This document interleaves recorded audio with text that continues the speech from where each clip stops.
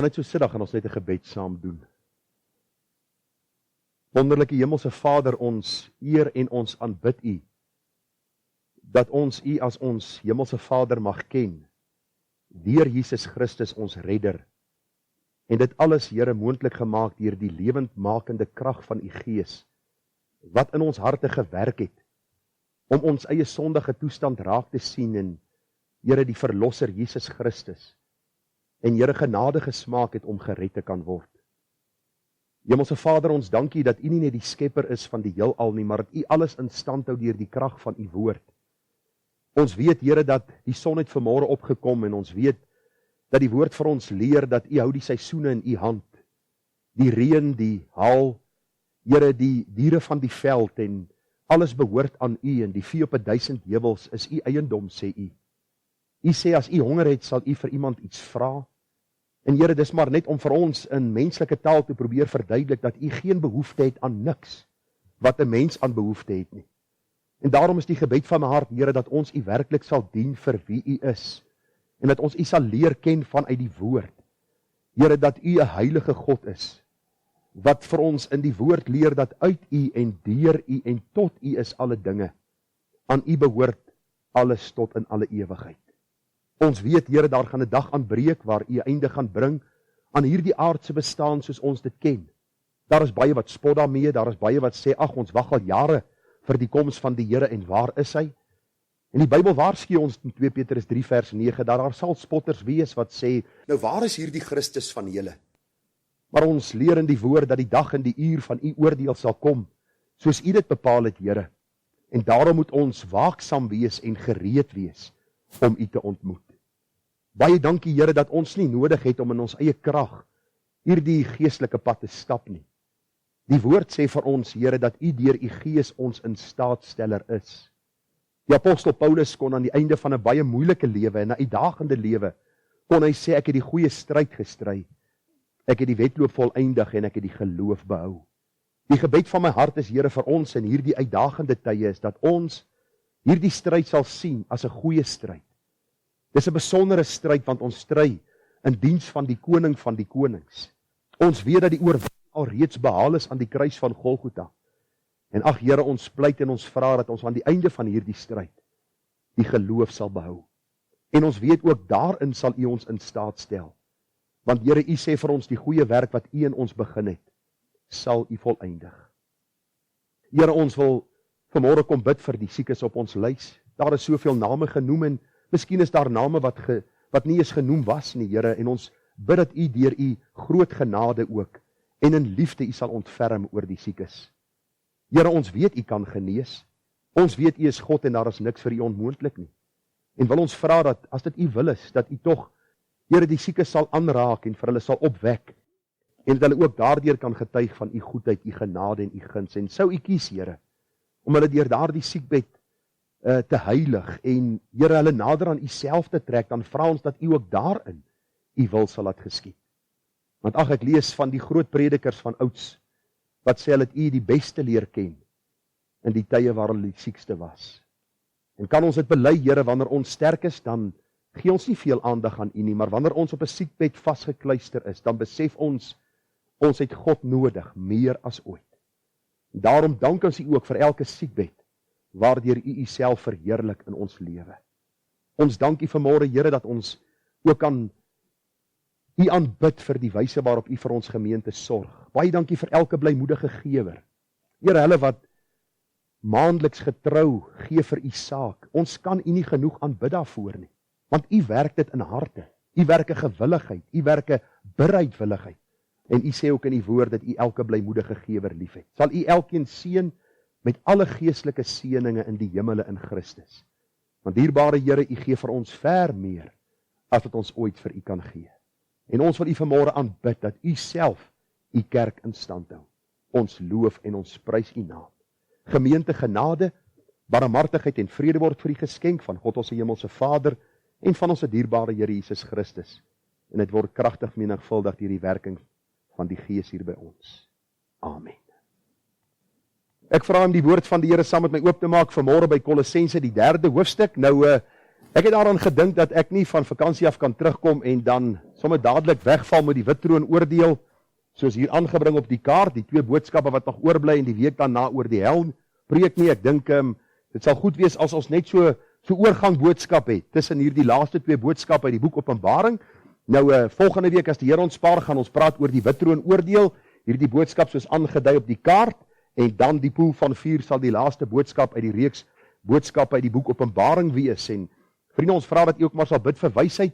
Daar is nog die psalms wat ek moet deurwerk, en dan is daar nog die 53 belangrike verse. Ons is nou redelik gestop toe ek weg is by die ander gemeente, so ek moet nou besluit watter een van die 2 gaan ek doen. Ek het gedink op 'n stadium miskien 'n psalm en dan een van die verse. So ons sal maar kyk hoe die dinge uitwerk, vir die Here bid vir wysheid, maar vanmôre gaan ek bietjie met u praat oor die gedagte, ons het gesterwe om nou vir Christus te lewe. Ons het gesterwe om nou vir Christus te lewe. En kom ons lees saam. Ons gaan vanmôre net die eerste 8 verse saam lees. Ek wou die eerste 17 verse gelees het, maar ek sien daar die horlosie was ook op vakansie. Hy hardloop baie vinniger as ek gedink het hy sou hardloop. So kom ons lees net die eerste 8 verse en dan kom ons by vanmôre se gedagte uit. Kolossense 3 vers 1, die apostel Paulus skryf onder leiding van die Heilige Gees en hy sê, as julle dan saam met Christus opgewek is, soek die dinge daarbo waar Christus is en aan die regterhand van God sit. Bedink die dinge wat daarbo is en nie wat op die aarde is nie. Want julle het gesterwe en julle lewe is saam met Christus verborge in God. Wanneer Christus, wat ons lewe is, geopenbaar word, dan sal julle ook saam met hom in heerlikheid geopenbaar word.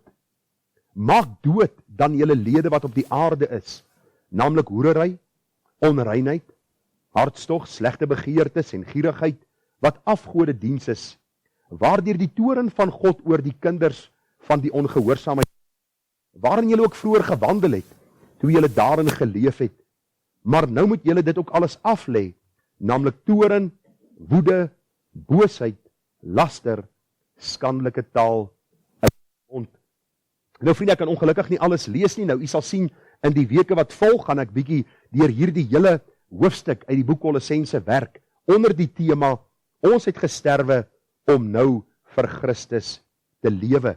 Ek glo die woord van die Here was vir u tot groot seën, terwyl ek het voorgelees het, en ek wil u vra en aanmoedig, dat u hierdie 4 hoofstukke van Kolossense vanmiddag by die huis sal gaan lees. Dit gaan u 10 minute vat, maar u gaan kosbare waarhede vanuit hierdie baie besondere boek dan ook raak sien.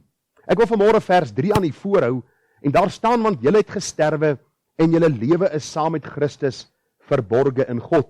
Nou baie interessant, hulle het onlangs so 'n bietjie gepraat met mense rondom prediking, en die vraag het na vore gekom, is prediking nog relevant vir ons dag en tyd? Is dit nog nodig dat 'n prediker voor sal staan en 'n gehoor sit of 'n gemeente sit en hulle luister na wat God se woord sê deur die prediker? En vriende, dit het baie duidelik na vore gekom dat in Christus belydenende kerke is dit iets wat Christene wil hê. Hulle soek daarna dat hulle onderrigting uit die woord sal ontvang.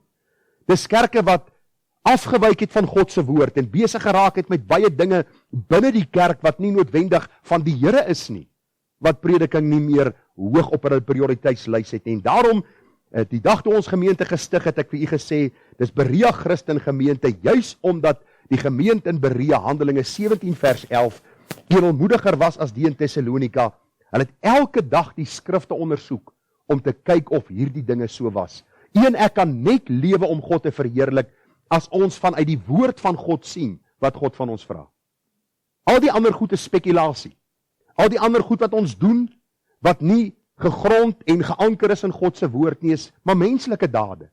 En daarom is dit belangrik dat ons sal sien, prediking is belangrik, en vanmôre gaan ons kyk in hierdie boodskap na die gedagte, ons het gesterwe om nou vir Christus te lewe.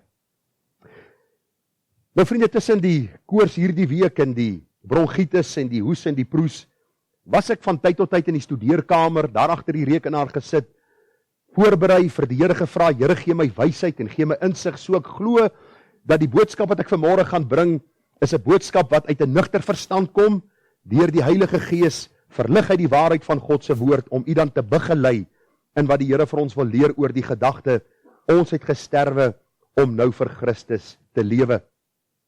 toe ek hierdie boodskap begin het daar 'n vraag in my hart na vore gekom.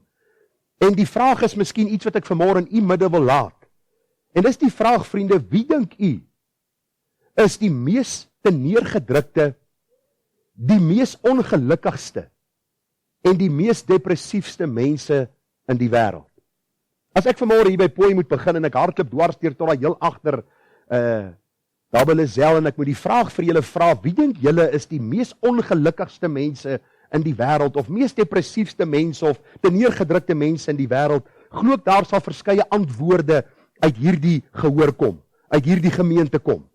Ek dink meeste van u sal miskien sê, luister, die man wat sy werk verloor het en wat miskien afgedank is en in hierdie land nie ander werk kan kry nie en nou verarming in die oë staar is, iemand wat seker geweldig depressief is. Iemand wat seker geweldig teneergedruk en ongelukkig is en dit kan miskien so wees. Jy kan miskien vir my sê, maar iemand wat kroonsiek is, iemand wat miskien nou al vir maande en vir jare worstel met kanker is, seker die ongelukkigste en mees depressiefste mense wat daar is en miskien kan dit wees, vriende. Miskien kan jy vir my sê, maar my kinders bly oor see en ek sien hulle een keer in 'n jaar of een keer in 2 jaar en miskien is daar mense wat sê, luister, maar jy weet, my kind is dood. Hy is in 'n ongeluk oorlede of miskien deur siekte oorlede en ek kan net nie daaroor kom nie en ek wil vir u sê al hierdie goed wat ek vir u genoem het en 'n rits ander dinge kan jou depressief en neerslagtig en moedeloos maak. Maar ek wil vanmôre vir u sê in die jare wat ek in die bediening is en dis nou so 20 jaar plus en saam met die opleiding hier by 25 jaar het ek agtergekom dat die mees depressiefste mense en die mense wat met die meeste ongeluk in hulle lewe sit en die mense wat die meeste teneergedruk is mense wat op 'n stadium by die Here Jesus Christus uitgekom het, gered geword het, die genade van God gesmaak het in Jesus en nou moet sonde in hulle lewe begin heel het. Vriende, luister. Jy sit en jy praat met hulle en jy sien trane en jy sien hartseer en jy sien hierdie benoudheid in hulle siel want hulle weet wat het hulle gesmaak die dag by redding. Hulle het God se goedheid in Jesus kom sien toe hy hulle siele uit genade kom red het. En hulle het begin om weer by die varkbakke van die wêreld te sit, by die sonde van die wêreld te heel en daar is geen blywende vreugde en blydskap in hulle lewens nie. Ek het 'n bietjie deur die Bybel geblaai en ek het by 'n praktiese voorbeeld uitgekom van 'n man wat van beter behoorte geweet het. Hierdie man was die man na die hart van God. Hy was 'n magtige held.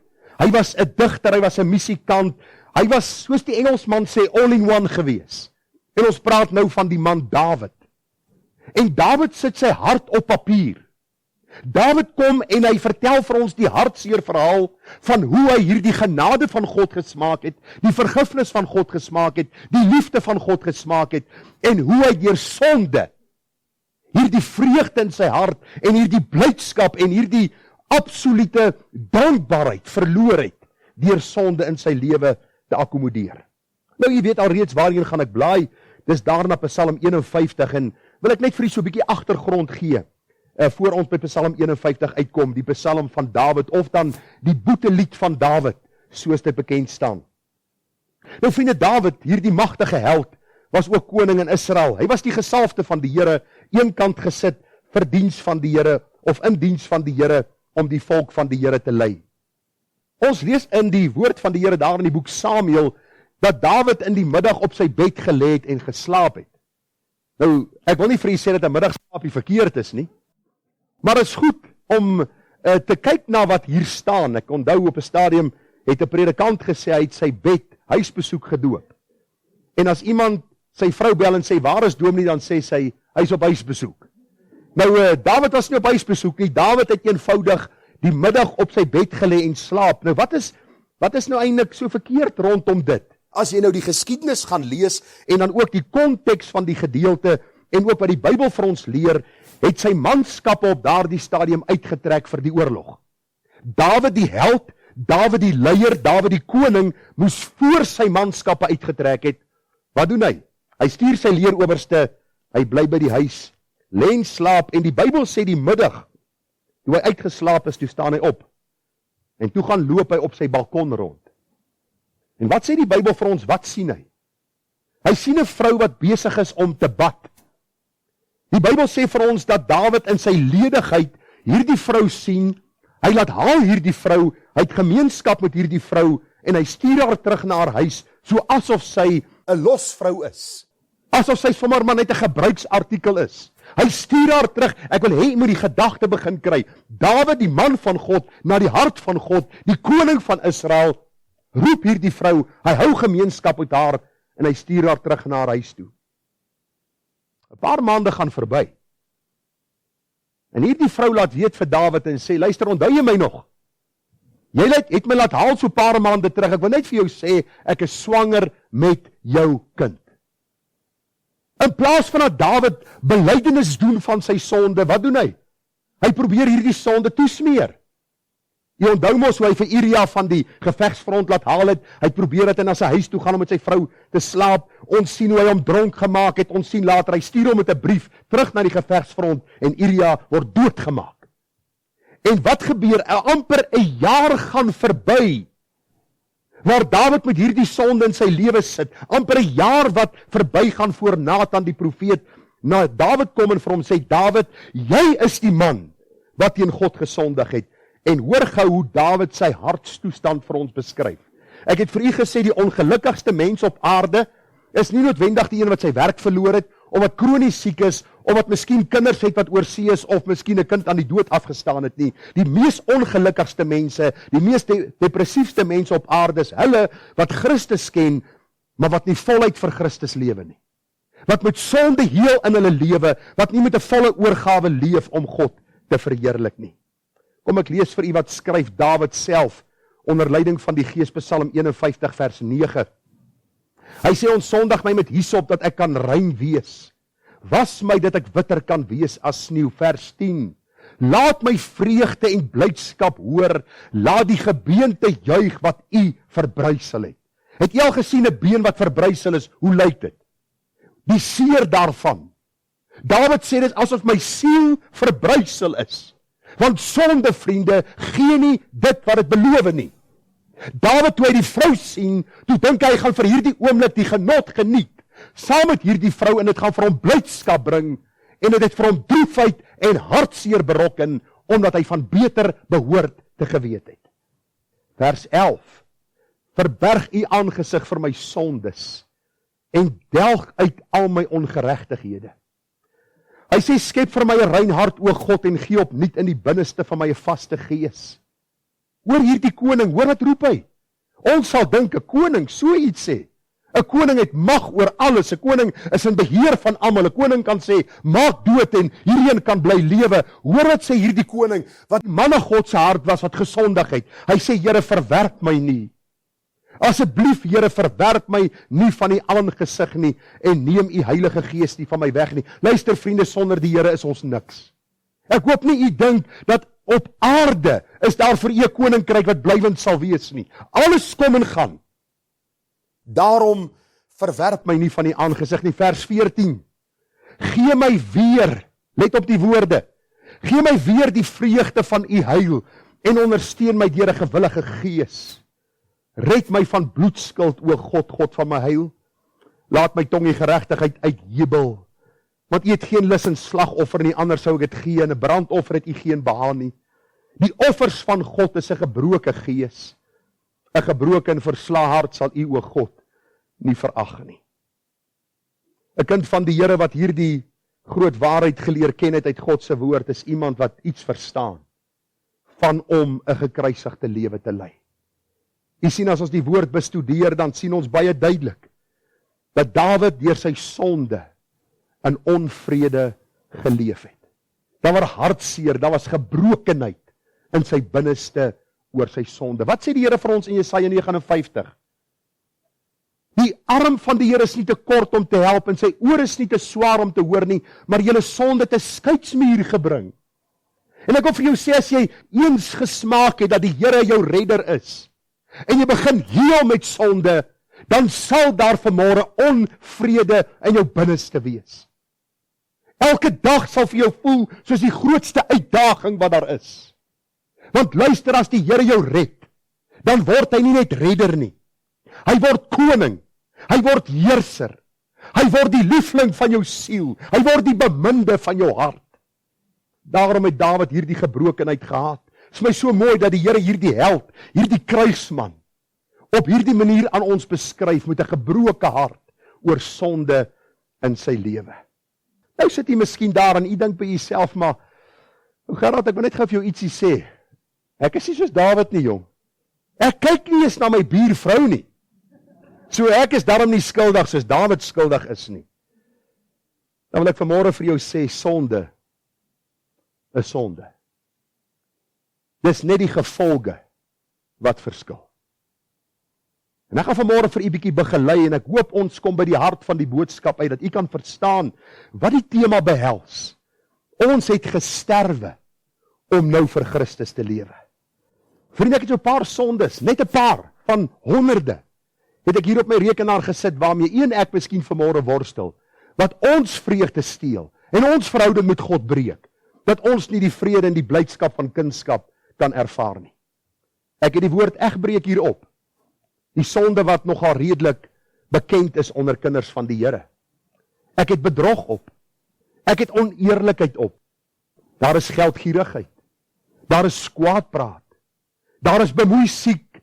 Daar is die haatdraande mense, die onvergewingsgesindheid in harte, bitterheid, nalaat van ywerige Bybellees en gebed, vashou aan valse leringe, om leuns te vertel, om te steel, om ongehoorsaam aan die ouers te wees, om onvergenoeg, ondankbaar, rebellie teenoor God, oor dit wat hy in my lewe toelaat, ligsinnigheid, en so kan ons die lys lank maak. Luister, sonde het gevolge.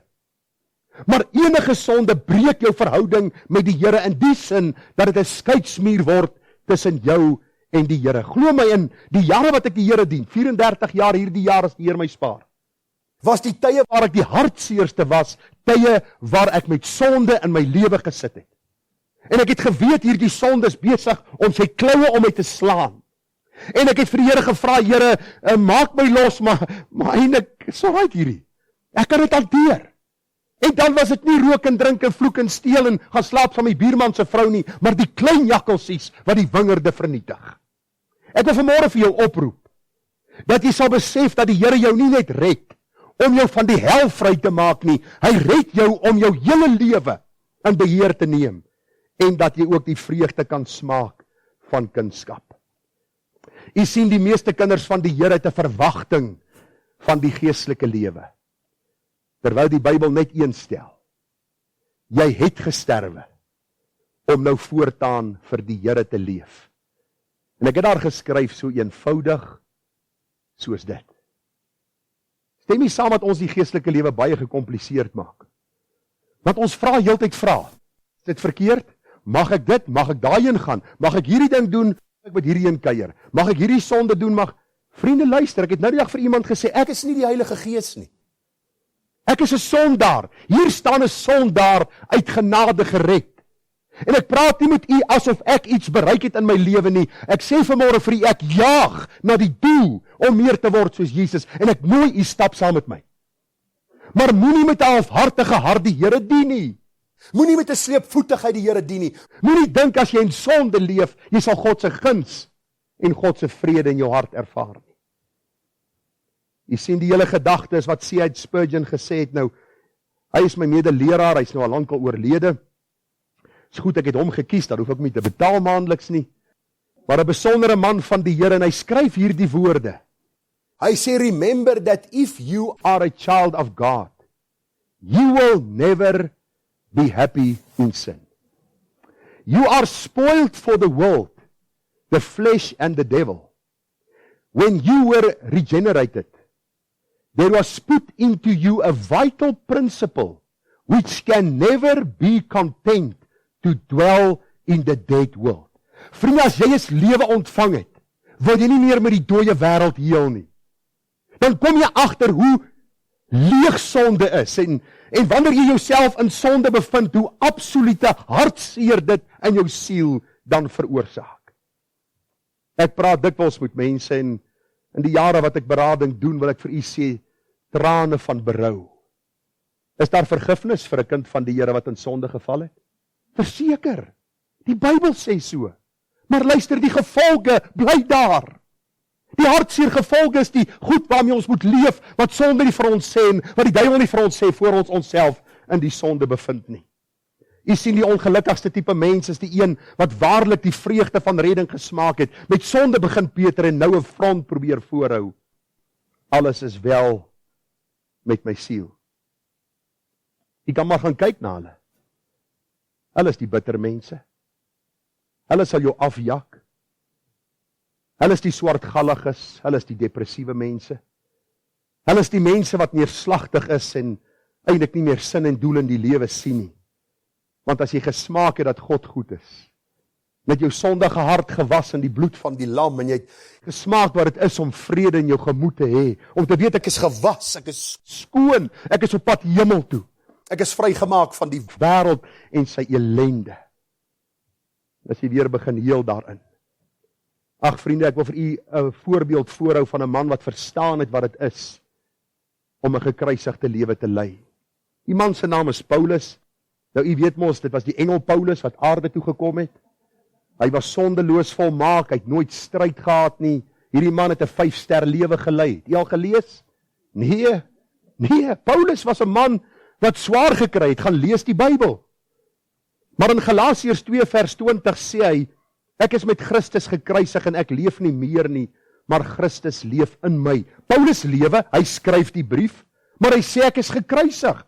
Paulus sê ek het gesterwe saam met Jesus. Paulus, jy weet nie waarvan jy praat nie, man, jy lewe nog, jy skryf dan hierdie brief. Maar wat hy vir ons probeer sê is, Paulus het gesterf aan sy lewe, sy begeertes, sy uitkyk op die lewe, sodat Christus gestalte in hom kan kry. Die vers sê verder, en wat ek nou in die vlees lewe, leef ek deur die geloof in die Seun van God wat my lief gehad het en homself vir my oorgegee het. Ek wil net gou vir u iets sê wat u miskien nie weet nie. Miskien weet u dit, want ek weet u is baie goeie Bybelstudente en ek weet u lees u Bybel elke dag en u kruisverwys in die Bybel en u verstaan presies wat ek nou gaan sê. Maar wat ek vir u wil noem hier is, Paulus was 'n ywerige fariseer gewees. Die kans dat Paulus miskien hoofpriester sou word, was baie goed. Caiaphas, die hoofpriester van daardie jaar, het in 'n paleis gebly, sê die Bybel vir my. Hy was een van hierdie health, wealth and prosperity ouens, wat ander ouens beroof het om hulle self te verryk. En Paulus, toe hy tot bekering kom, sê ek het alles as drek beskou om Christus as wins te verkry. Ek wil vanmôre vir jou sê, as iets anders in jou lewe belangriker raak as Jesus, moet jy seker maak dat jy by die kruis uitkom, dat Christus jou kan vergewe, want dit sal jou vernietig. Ek weet nie wat in jou lewe aangaan nie, jy weet nie wat in my lewe aangaan nie, maar die God wat ons geskaap het weet.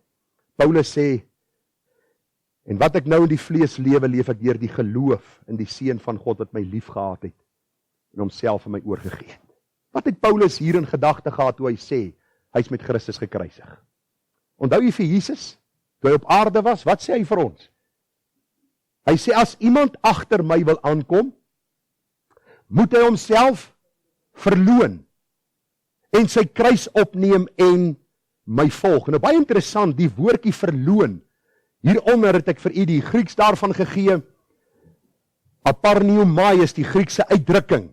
Nou ek wil 'n bietjie slim klink vanmôre, dat u nou nie dink, ek het uit die boodskap net iewers te gekry nie, maar hierdie woord beteken, to deny utterly. That is to disown of abstain of deny. Nou daarin is Engels, so ek het vir hom iets Engels saamgebring, en daar agter is ook iemand wat Engels is, dan trek ek hulle so in die boodskap in. Wat wil die Here Jesus vir ons sê? Wat wil Paulus vir ons sê? Ons moet onsself verloon. Baie interessant, het u geweet, laas maand of die maand voor dit, het die woordjie selfie 'n erkende woord geword wat in die Oxford woordeboek geïnkorporeer is. Selfie. Want ons is behep met self. Wat sê Jesus?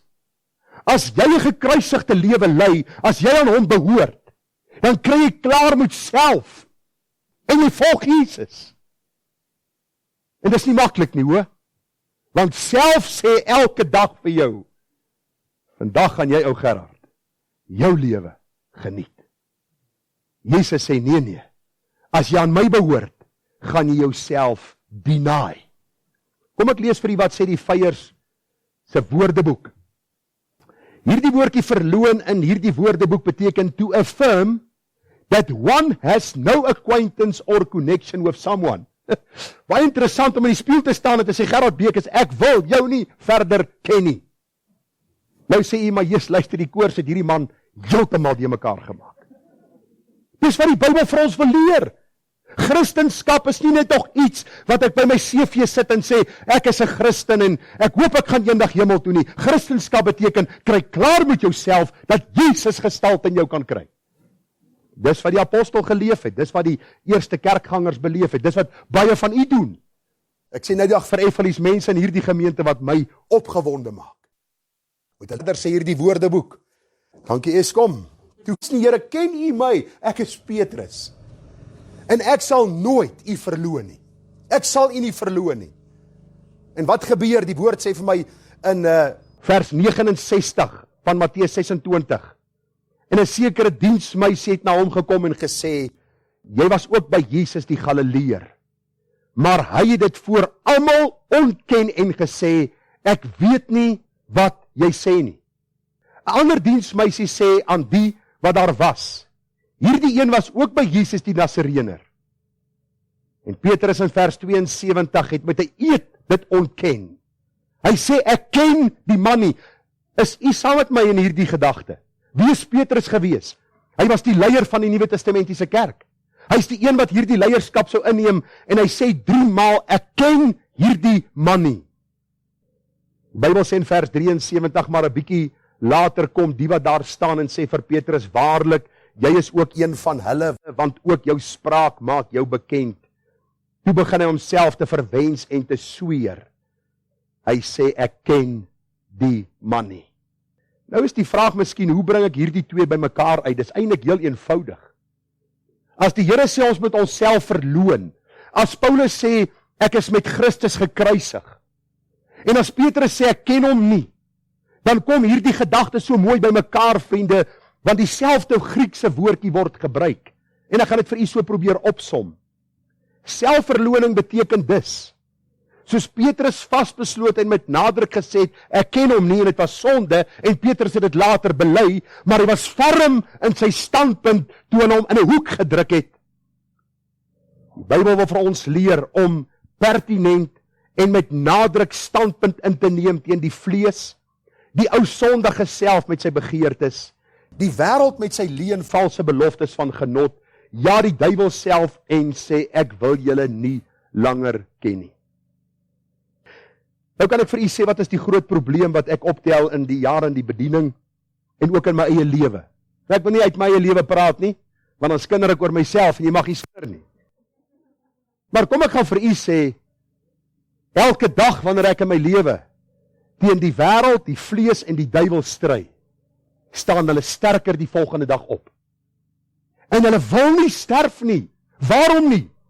Want ons is sondaars gebore. As ek gister daar die taxi-bestuurder geskel het, dan sê ek vir myself, nooit weer nie. Tot môre. Tot môre. Nou is ek môre versigtiger, maar die aanval is erger. Die stryd is groter en nou kan ons die sonde maak. Miskien jou buurvrou, miskien is daar geld by die werk wat jy miskien verduister. Miskien is dit 'n humeurigheid in jou binneste. Miskien is dit 'n nalaat van God se woord en elke dag sê jy, môre gaan ek regmaak wat ek gister verkeerd gedoen het. En môre word oormôre en dit word 'n week en dit word 'n maand en jy sit miskien vanmôre hier en 3 jaar het verbygegaan en jy stikkend in jou siel. En jy beleef nie God se vrede nie. Jy het miskien baie, maar jy het nie Christus se vrede nie. Dan wil ek vanmôre vir jou sê, kry klaar met jouself. 'n Ware kind van die Here moet so optree teen die begeertes van die vlees, wat in sy lewe stryd voer. Daar moet 'n aanhoudende, deurganse, deurlopende verloning van die self en wêreldse begeertes wees, want ons het gesterwe. Daar is kerke wat sê, ag, jy moet net nog 'n ervaring hê. Weet, party ons raak ouens op die kop en dan val hulle om en dan skop hulle 'n paar keer en dan staan hulle op. Ek hoor hulle het vangers deesdae. Die een vang die ander ene. As ongelukkig nooit 'n vanger agter die groot ou nie. En hy mag nie val nie. Maar die beginsel wat ek maar net vir u wil deurgee, is dis vandag die gedagte. Jy kan van sonde ontslae raak as jy hierdie ervaring beleef. Of jy moet dit nog 'n bekering beleef. Nee, vriende, jy moet deurgangs elke dag erken dat jy voor God skuldig staan, dat hy jou vergewe het in Jesus Christus, en dat as sy kind jy nou heilig kan lewe, deur die instaatstellende krag van die Here. En ek wil sê, die oomblik wanneer 'n mens hierdie waarheid begin verstaan, dan kom jy agter wedergeboorte is maar net die wegspringplek van jou geestelike lewe. Dis wanneer die skoot klap, wanneer jy daardie marathon moet hardloop. En jy begin op hierdie marathon en jy besef, daar is 'n lang pad voor ek by die heerlikheid uitkom, of miskien 'n kort pad, ons weet nie. Want die Bybel sê vir ons, ons lewe is in die hand van die Here, maar sorg dat jy jou lewe so leef, dat jy die Here sal verheerlik. Dr. MacArthur skryf, hy sê, we need to fight daily to break the habits of our former lives, training ourselves to hate our once cherished sins. Sê of my, wat staan hier? Training yourself, elke dag. Wie hou van oefening? 3 ure 'n dag in die gym, ek hoor, daar's daarom een ou wat van oefening hou. Hy's nog jonk en hy het nog baie moed en krag. Ek het ook toe ek jonk was daarvan gehou. Nou hou ek daarvan om te kyk as ouens dit doen. Ek sê op 'n stadium toe hulle hierdie vakansie was ek op 'n stadium bietjie siek en ek gaan vir bloeddruk en die meisie vat die bloeddruk en sy kyk 37, my pols is 37. En sy gaan roep die hoofapteker en sê, luister, kom kyk, hier's iets fout. En die hoofapteker kom sit langs aan en sy vat die pols en sy begin op die horlosie kyk en sy sê 42. Sy sê, jy seker geweldig baie fiks. Ek kyk so na my maag, ek sê vir haar, lyk dit vir jou so? Sy het toe agtergekom dat ek nie regtig fiks is, dis maar net die hart wat nie lekker in ritme is nie. Maar die hele gedagte, vriende, om te oefen vat dissipline. Dit vat iets van jou om fiks te word, om jou liggaam te soepel te maak. En daarom sê die Bybel ook, geestelik kom niks maklik nie. Moet tog nie dink as jy 2 minute in die môre bid, of die boekie gelees het wat hulle verkoop by die Christelike boekwinkels, 1 minuut saam Jesus vandag, jy gaan geestelik oorwinnend lewe nie. 'n Kind van God weet, dis 'n intense stryd, maar dis ook 'n goeie stryd. Vriende, kom ons gaan Romeine 13:14, en ons sien daar staan, maar beklee julle met die Here Jesus Christus, en maak geen voorsorg vir die vlees, om sy begeerlikhede te bevredig nie. Dit beteken in elke opsig moet ons die Here vra om 'n lewe te leef, wat hom welbehaaglik kan wees. Wat vir my so hartseer is, dat jy mense waarsku oor sonde, jy waarsku hulle oor sonde, en dan 6 maande later kom hulle by jou aan, dat hulle die sonde gedoen, dan sê vir hulle, luister, het jy nie gehoor toe ek gewaarsku het nie? Ja, ek het gehoor. Hoekom het jy nie geluister nie? En dan is daar 'n rits verskonings en die hartseer gevolge is daar. Ek het dikwels vir mense gesê in my beradingssessies, ek kan nie die gevolge van jou sonde elimineer nie. Die prokureur wat in 'n gemeente by my was, elke Sondag die woord gehoor, het in 'n verhouding betrokke geraak en 'n siekte opgetel. En hy kom die dag by my aan, hy lyk soos 'n lijk. En hy sê vir my, nou moet jy vir my bid, dat die Here my gesond maak. En ek sê vir hom, nee, ek gaan nie bid dat die Here jou gesond maak nie, ek gaan bid, dat jy jou sonde sal sien voor die Here, en dit bely, en as die Here wil, kan hy vir jou aanraak. Ek wil vir jy moet sien, vriende, hierdie lewe is te kort, om die lewe te mors met 'n halfhartige oorgawe aan die Here Jesus. Hy het jou nie gered om jou net hemel toe te vat nie, hy het jou gered dat sy seun gestalte in jou sal kry. Ek lees net vir u nog 'n aanhaling van Dr. MacArthur, hy sê, to deny self is to subject oneself entirely to the lordship and resources of Jesus Christ, in utter rejection of self-will and self-sufficiency. Wanneer laas jy vir jouself gesê, Gerard Bekes, jy kan nie die geestelike pad stap, as God die Heilige Gees jou nie daartoe in staat stel nie. Wanneer laas het jy dit vir die Here gesê? Ons word geleer om op ons eie aan te gaan, soos hy ook hier sê, self-sufficient te wees. Hy gaan aan, hy sê, to deny oneself is to be poor of spirit. That is to have the spirit of utter poverty in regard to one's own goodness, righteousness, worth and merit. It is to humbly recognize one's spiritual destitution. In ander woorde om te sê, Here, sonder U is ek niks. En daarom wil ek by U pleit vanmôre, 'n gekruisigde lewe is 'n lewe wat waarlik 'n lewe is wat die Here verheerlik. En nou kom ons by Kolossense 3 vers 3 uit. Maar ek gaan dit vinnig doen. Dis nog 5 minute plus wat en bietjie inflasie, dan is ons klaar. Kom ons kom gou by Kolossense 3 vers 3 uit. Hierdie was die inleiding gewees, hoor. OK. Kolossense 3 vers 3, want julle het gesterwe en julle lewe is saam met Christus verborge in God. En ek wil gou iets vanmôre sê, ek sal nie die persoon se naam sê nie. Maar 'n persoon sê net vir my, is lekker vir my om op televisie na jou te kyk. As jy te lank preek, sit ek jou af. So ek wil net vir julle sê, julle is vanmôre hier, julle kan my nie afsit nie. So, ek gaan vanmôre aan.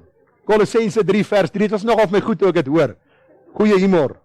Kolossense 3 vers 3, want julle het gesterwe en julle lewe saam met Christus verborge in God. Nog net 'n paar minute. Ek wil hê jy moet tog vanmôre die hart van hierdie gedagte verstaan. Hierdie woordjie julle is die kinders van die Here in Kolosse, die weergeborenes, die wat in verhouding met Jesus lewe, as ook elke ander kind van die Here. Dit sluit U en my in. Die Bybel sê, wat het met ons gebeur? Ons het gesterwe. Hierdie woordjie het is in die verlede tyd, met ander woorde by wedergeboorte, het ek gesterf vir die vlees, die sonde, sy heerskappy oor my lewe en optrede, en moet nou leef as beelddraer van Jesus Christus. Dr. Alistair Beck sê, as a result of grace, we have been saved from sin's penalty. Wat beteken dit? Die dag toe ek gered geword het, het die Here my vrygemaak van die straf van sonde. So 'n kind van God sal nie eendag hel toe gaan nie. Hy sê verder, one day we will be saved from sin's presence. In die hemel sal daar nie eendag sonde wees nie. Ons sal nooit ly onder sonde of die hartseer van sonde beleef nie. Nou sê hy, in the meantime, we are being saved from sin's power. Wie is daar van u wat in hierdie week nie gesondig het nie? Steek op u hand, dat ek vir u kan sê om u sonde van leuns te gaan bely. Ek het dit eendag gevra vir 'n gemeente en daar's 2 ouderlinge gewees. Hulle was langer op die kerkraad as wat ek, 'n predikant of wat ek oud was. Ek vra die dag die vraag en hulle steek hulle hand op. En toe sê ek hierdie woorde. En ek was nie gewild by hulle nie. En ek het gedog ek doen hulle guns. Om net vir hulle te sê, die Here sê, as iemand sê dat hy geen sonde het nie, mislei hy homself en die waarheid is nie in hom nie. So dit beteken nie ons moet sonde gaan nastreef of in 'n patroon van sonde gaan leef nie, maar ons moet besef ons is elke dag vatbaar vir sonde. En as ons gesondig het, moet ons dit bely en laat staan sodat ons barmhartigheid kan verkry. Baie interessant, 'n kind van die Here wanneer hy sondig, gaan nie soos 'n krimineel na die regter om 'n uitspraak te hoor nie. Hy gaan soos 'n kind na sy vader en sê vir hom, Vader, ek het gesondig. En luister, God is 'n liefdevolle Vader. Hoor wat ek vanmôre vir jou sê. Hy's genadig, liefdevol en barmhartig. Paulus stel dit so, ek lees gou vinnig vir u. Hy sê in Romeine 6 vers 3, of weet julle nie dat ons almal wat in Christus Jesus gedoop is, in sy dood gedoop is nie? Ek het net vir u 1 Korintiërs 12:13 in hakkies gesit. Dit het niks te doen met die waterdoop nie. Want 1 Korintiërs 12:13 sê, want ons is ook almal deur een gees gedoop tot een liggaam en ons almal van een gees deurdronge. So Paulus praat hier van die wedergeboorte. By wedergeboorte word ons gedoop in die liggaam van Christus. Ons word nou kinders van God. Ons ontvang 'n nuwe lewe. Nou sê in vers 4, ons is dus saam met hom begrawe deur die doop in die dood, sodat net soos Christus uit die dode opgewek is deur die heerlikheid van die Vader, ons ook so in 'n, wat staan daar? In 'n nuwe lewe kan wandel. Luister, daar is oorwinning vir 'n kind van God. Ons hoef nie meer slagtig, morbied, te neergedruk te leef die heel dag nie. Dis wanneer ons moet sonde heel dat ons so lewe. Maar wanneer ons na hierdie wêreld kyk, moet ons die mees blymoedigste mense wees op aarde, want ons weet ons verlosser is naby. Die wêreld gaan 'n duister toekoms tegemoet met die ewige poel van vuur wat wag kinders van God uit die vreugde van redding. Paulus gaan aan en hy sê, aangesien ons dit weet, dat ons ou mens saam gekruisig is, sodat die liggaam van die sonde tot niet gemaak sou word, en ons nie meer die sonde sou dien nie. As ons dan saam met Christus gesterf het, glo ons ook, dat ons saam met hom sal lewe. So moet julle ook reken dat julle wel vir die sonde dood is, maar lewend is vir God, in Christus Jesus ons Here. Wat moet jy doen? Staan in die môre op. Kyk vir jouself in die spieël. As jy vir jouself kyk, gaan jy jouself wakker skrik. Ons almal weet dit. Want ek wil jy sê, niemand van ons lyk soos 'n Hollywoodster as ons opstaan nie. Dis net hulle in Hollywood wat so lyk. As ons opstaan, die hare staan so, die ooghare staan so, as jy 'n baard het staan hy so, dis kom afgeskeer het. Jy skrik jouself heeltemal boeglam, en dan die volgende ding wat jy met jouself moet doen, om vir jouself te sê, Gerard Bekes, as kind van God is jy nou dood vir sonde. Jy gaan nie vandag in die sonde van die wêreld jouself begewe nie. En as jy sondig, gaan jy onmiddellik dit bely en laat staan, sodat jy genade kan beleef en oorwinning kan behaal. Kind van die Here, solank jy lol met die wêreld en sy sonde, solank sal jy treurig wees, depressief te neergedruk. Jy en ek is weergebore sodat ons kan sterwe aan onsself. Die self bring 10 uit 10 keer hartseer en verdriet. 'n Lewe gewy aan Christus bring ware blydskap, vrede en vreugde. Ek wil vanmôre gou vir jou 'n vraag vra. As hulle vanmôre hier buitekant 'n brandstapel daar moet stel, en hier voorbou Pooi begin, sorry Pooi is alweer, jy gaan by Jan begin, daar by Jan begin. En hulle werk deur hier heel agter en hulle kom hier voor by Renier uit.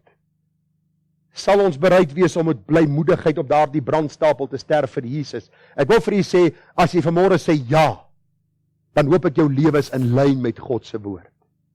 Want die Bybel sê vir my, dat die martelare in die kerkgeskiedenis het met blymoedigheid na die brandstapel gegaan, omdat hulle blydskap in die Here volkome was, omdat hulle geweet het hulle sondes vergewe, en deur die krag van die Gees hulle daagliks geleef om God te verheerlik. Hulle was nie sondeloos nie, hulle was nie volmaak nie, maar almal het geweet hulle was by Jesus, en Jesus is hulle redder en verlosser. Kolossense 3 vers 3 sê, nou is my lewe saam met Christus verborg in God. Wat beteken dit? Ek deel in die goddelike lewe en natuur. 2 Petrus 1 vers 4. Die Bybel sê ons het deelgenote geword van die goddelike natuur. Ek deel in God se wysheid en geestelike insig. 1 Korintiërs 1 vers 27 en 30. U kan dit gaan lees by die huis. Ek is vir tyd en ewigheid veilig in Christus. Die Bybel sê vir ons in 1 Petrus 3. Hy sê, geseënd is die God en Vader van ons Here Jesus Christus, wat na sy grote barmhartigheid ons die wedergeboorte geskenk het tot 'n lewende hoop deur die opstanding van Jesus Christus uit die dode, sodat ons 'n onverganklike en onbesmette en onverwelklike erfenis kan verkry, wat in die hemele bewaar is vir ons, wat in die krag van God bewaar word, deur die geloof tot die saligheid wat gereed is om openbaar gemaak te word. Dis iets wat nie van ons weggeneem kan word nie, want God beloof dit vir ons. Omdat ons so groot saligheid ontvang het, kom die oproep. 1 Petrus 4 vers 1. Omdat Christus dan vir ons na die vlees gelei het, moet julle jou ook wapen met dieselfde gedagte, dat wie na die vlees gelei het, opgehou het met die sonde. Met ander woorde, die leefstyl van sonde. Opgehou het met die patroon van sonde. Opgehou het met die genietinge van sonde. Hoor nou vers 2, om die oorige tyd in die vlees, met ander woorde in hierdie liggaam, nie meer volgens die begeerlikhede van die mense te leef nie, maar volgens die wil van God. Want dit is genoeg dat ons die afgelope lewenstyd die wil van die heidene volbring het, deur te wandel in ongebondenheid, begeerlikheid, dronkenskap, brassery, drinkparty en ongeoorloofde afgoderry. Daarom vind hulle dit vreemd as hulle nie saamloop in dieselfde uitgieting van losbandigheid nie, en hulle laster. Wil u weet waarom sondaars met jou spot? Waarom hulle by die werk sê, o, daar's ou Koos met die ou Bybeltjie onder sy arm. Hy's mos nou 'n Jesus kind. Laat hulle sê wat hulle wil. As jy die sonde versaak, sal hulle laster. Hulle sal van jou praat. Hulle sal jou sleg sê.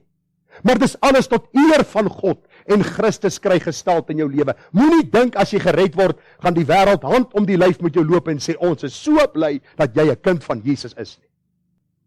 Ons het 'n hele verkeerde begrip van Christendom. As ons gered word, het ons gesterwe om nou vir Jesus te lewe. Ons kry klaar met onsself, sodat Christus gestalte in ons sal kry. Ek dink jy kry nou die gedagte, nee. Waarom is dit nodig vir die kind van die Here om homself daagliks dood te reken? Die Here red my juis vir hierdie doel, dat sy lewe in my lewe sigbaar sal word. Ek kan net die evangelie verkondig as Christus gestalte in my lewe kry. Dis die enigste vredevolle, vervullende, versadigende en oorvloedige lewe. Die ongelukkigste kind van die Here is die een wat met sonde deel. Jesus sê, as jou lewe wil red, sal jy dit verloor. Maar as jy dit om my ontwil verloor, sal jy dit red. Halleluja, die 288 en ek sluit nou af. Hoor hierdie woorde. Jy moet saam volg, kyk op die bord. Neem my gevange Heer, dan is ek waarlik vry. Jy sal vir my sê, luister, hier is 'n teenstelling. Dis 'n absolute teenstelling. Hoe kan 'n gevangene vry wees? Kom ek sê vir u hoe. As jy 'n gevangene van Christus is, dan kan jy leer om die lewe te geniet. Glo my, wanneer jy waarlik kind van God is, leer jy om die lewe ten volle te geniet. Neem my gevange Heer, dan is ek waarlik vry. Lê my aan u voete neer, dan wag oorwinning my. My lewe hou geen stand as ek alleen wil gaan. O steun my deur die sterke hand, dan bly ek veilig staan. Die 4de vers sê, my wil is myne eers, wanneer u in my woon. Almal wil 'n vrye wil hê. Ek het 'n vrye wil. Jy het nie 'n vrye wil nie. Jou wil is gebonde met sonde. Daarom moet jy vra, Here, vat my wil en onderwerp dit aan u wil, dat ek nie heeldag sonde kies nie, maar Christus kies. Hy sê, ek moet om eens as vorste heers, vaarwel sê aan my kroon. Is dit nie vir jou mooi nie?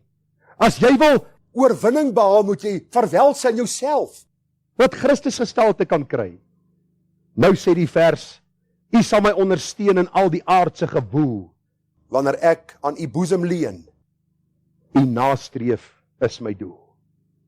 Ek is klaar, vriende, die vraag wat ek aan die begin gevra het is, wie is die ongelukkigste mens op aarde? Die ongelukkigste mens op aarde is iemand wat gered is, wat met sonde heel. Wie is die blymoedigste mens op aarde? Hulle wat weergebore is en wat sê, Here, hier is ek. Ek is 'n gevangene van u.